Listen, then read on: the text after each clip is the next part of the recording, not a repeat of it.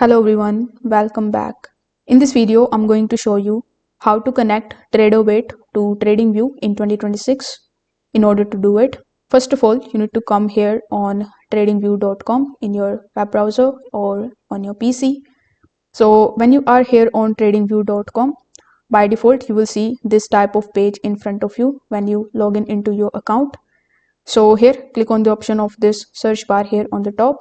Now, by default, you will be on this symbols section and you will see this all tab over here.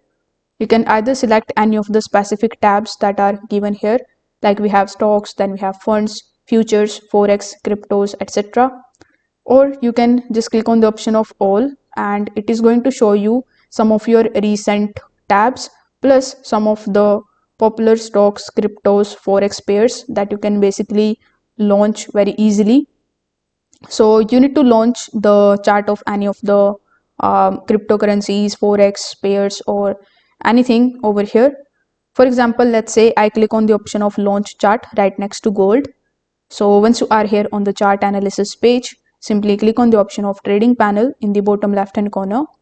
First of all, it is going to show you some of the brokers that can be connected with TradingView. In order to see the full list, simply click on the option of show all brokers. Now from this particular list, you just have to look for Tradovate. Now you can also use the search bar on the top right hand corner in order to successfully find Tradovate very easily. So here, as you can see, Tradovate is available. Click on the option of it.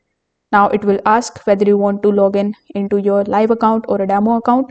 So you need to first of all select the one whether you want to log in into the live account or a demo account.